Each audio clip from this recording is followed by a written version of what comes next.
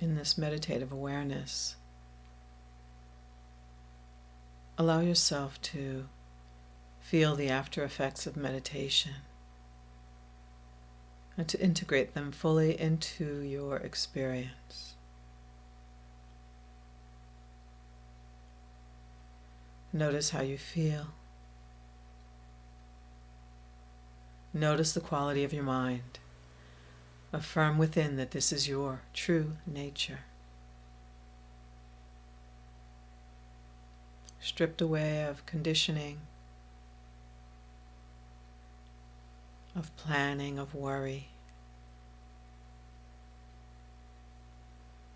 and filled with a peace and light of conscious communion in the divine.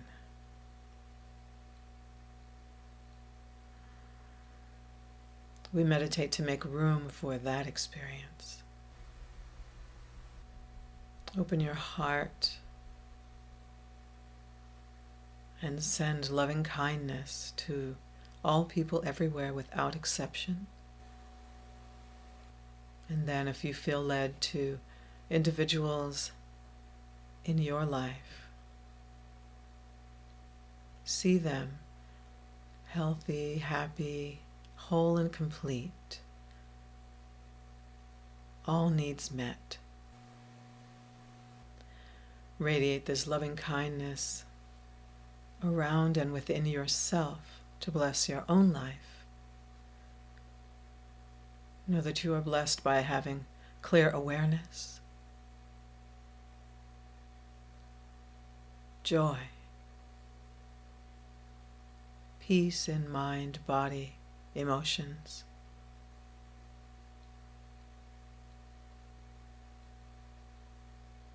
And the ability to see clearly what is in any given moment. Breathe into this sacred moment.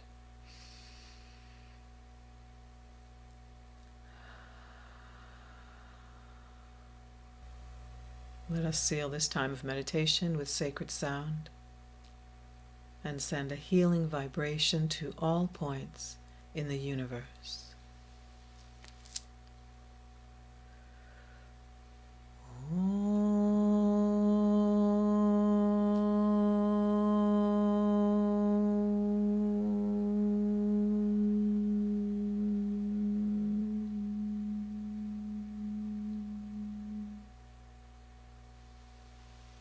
Peace. May our thoughts be aligned with Dharma. May our speech be aligned with Dharma. May our heart and our actions be aligned with Dharma. And so it is. Peace. Amen.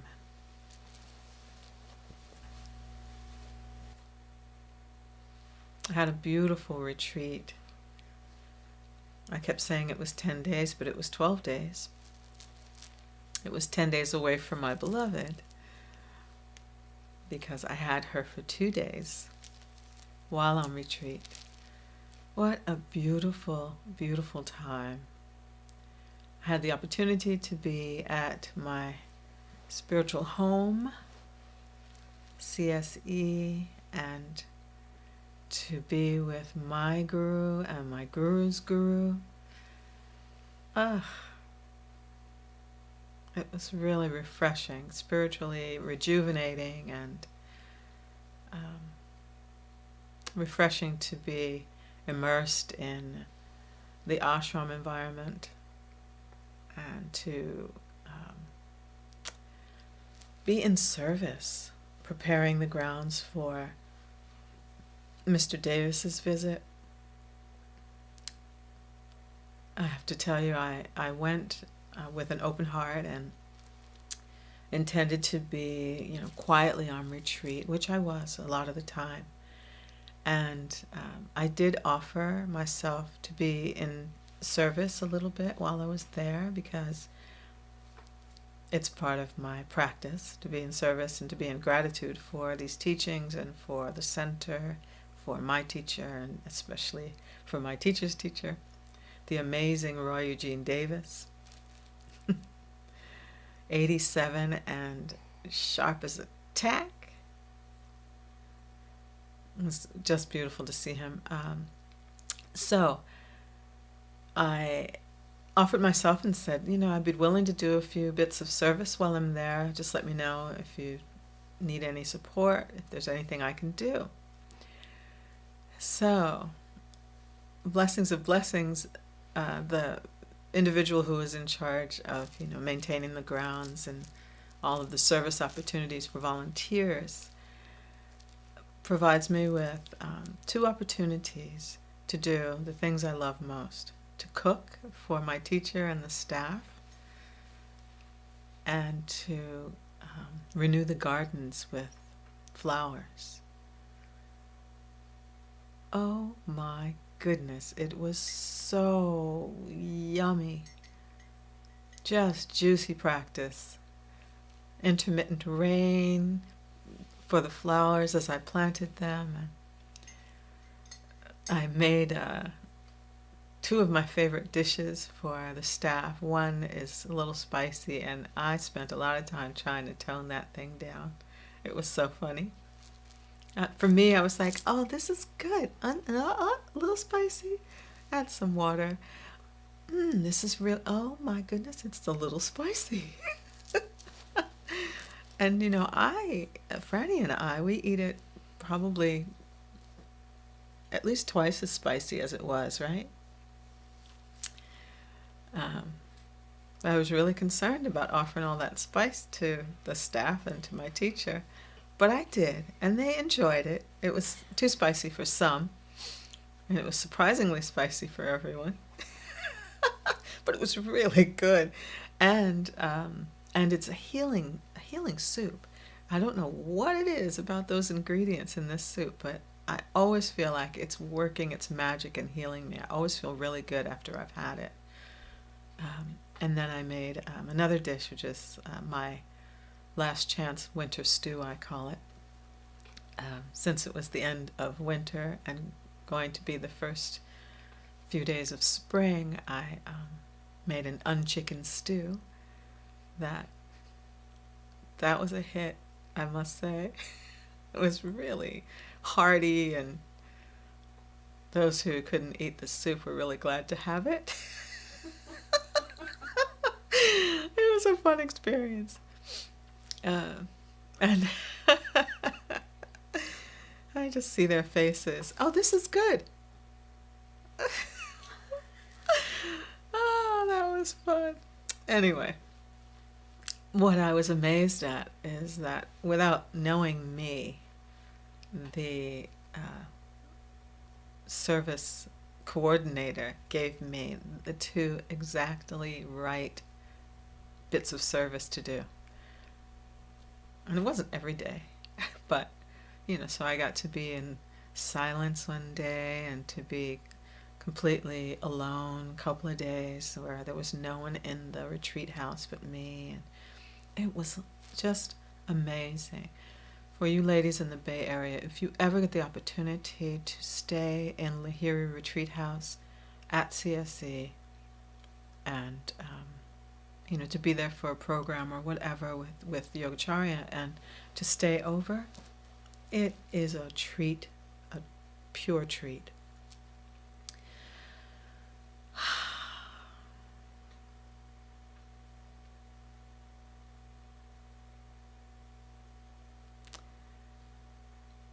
Roy Eugene Davis, as you know, is an amazing being with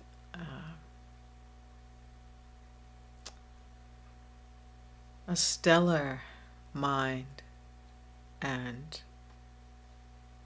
dedicated spiritual practice. When you sit with him, you realize why they tell you to practice every day, no matter whether you feel like it or you don't. To do what you know you should do, whether you feel like it or you don't. Because at 87, you can be like Roy Eugene Davis.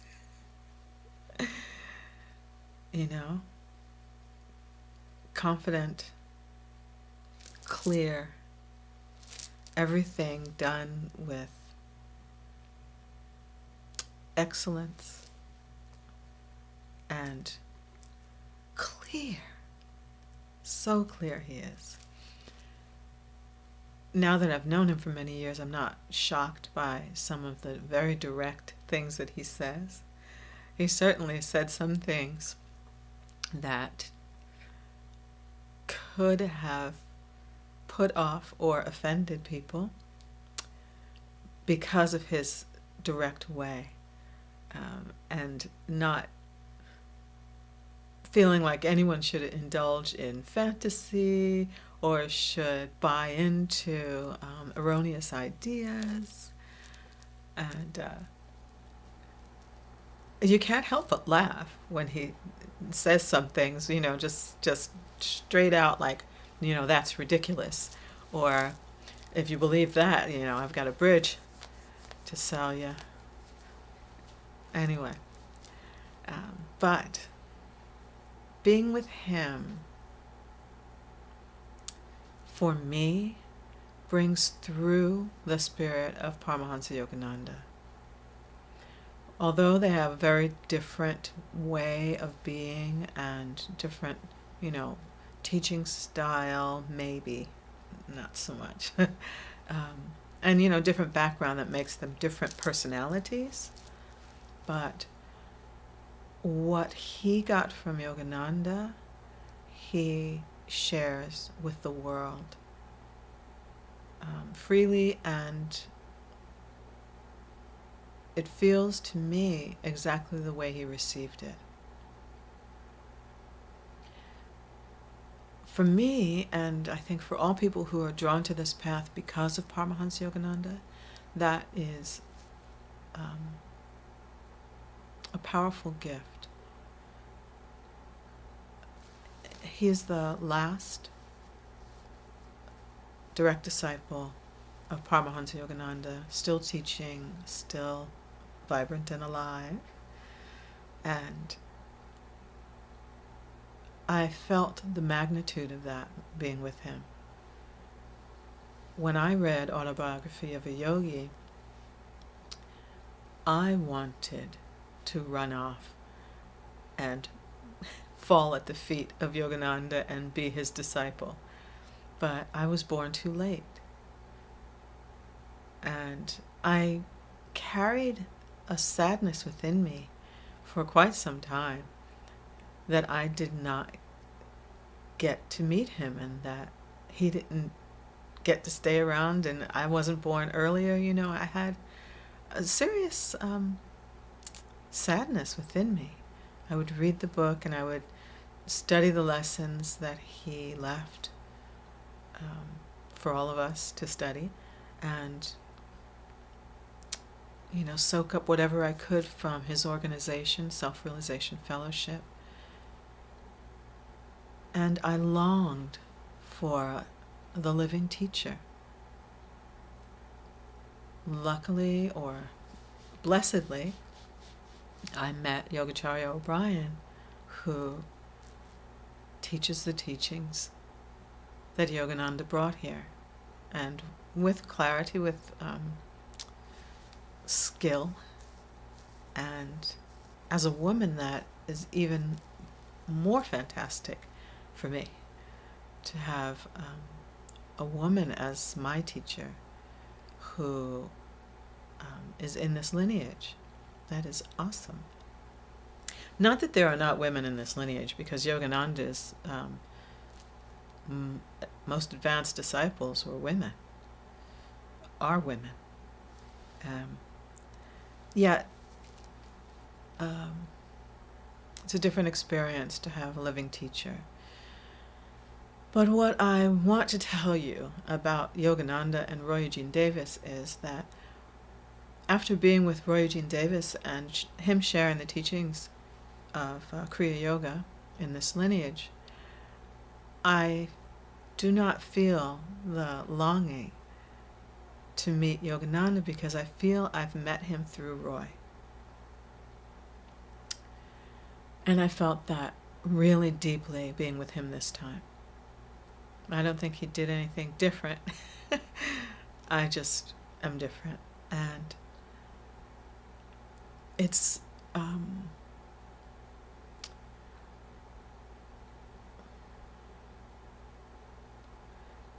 Paramahansa Yogananda's spirit who really came through for me through Roy Jean Davis, seeing him this time.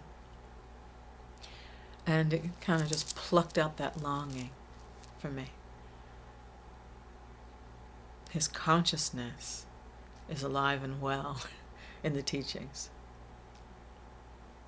So I just wanted to share a little bit with you about that experience that for me, and say a little bit about the role of the spiritual teacher.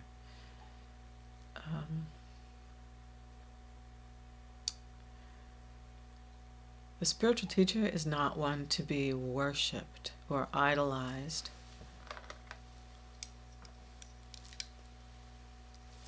It is a matter of gratitude.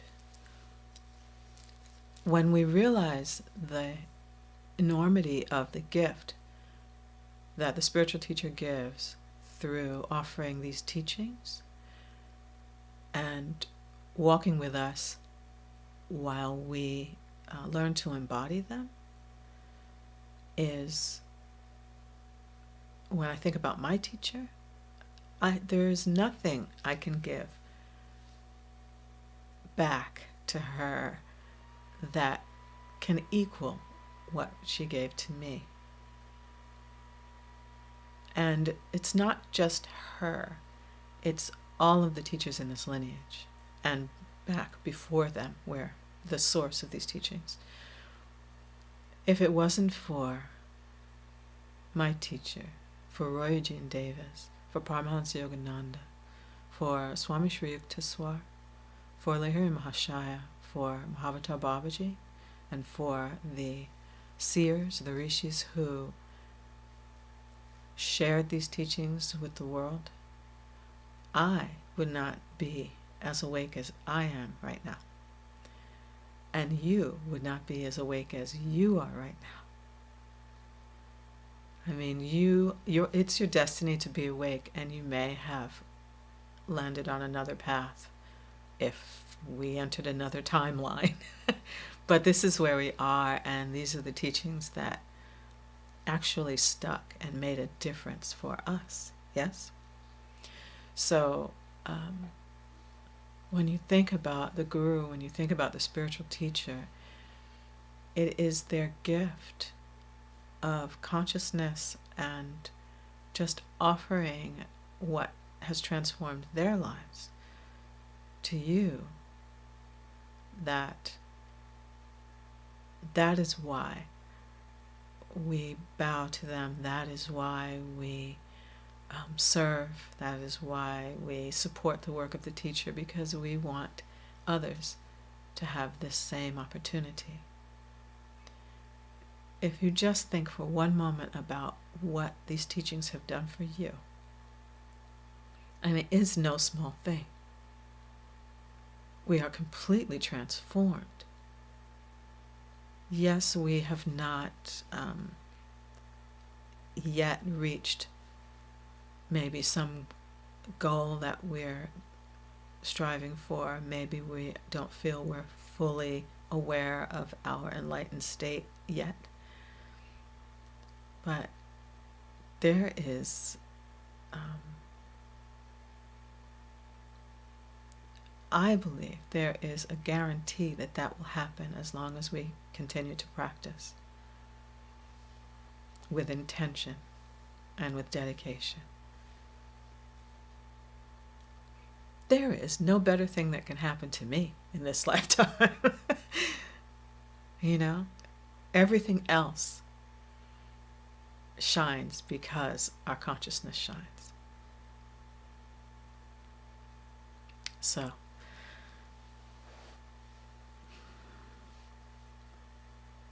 I think I'll end there, and I look forward to hearing from you. I haven't received your wise words of wisdom for a couple of weeks, and I really look forward to that. So, namaste, and share as you're ready.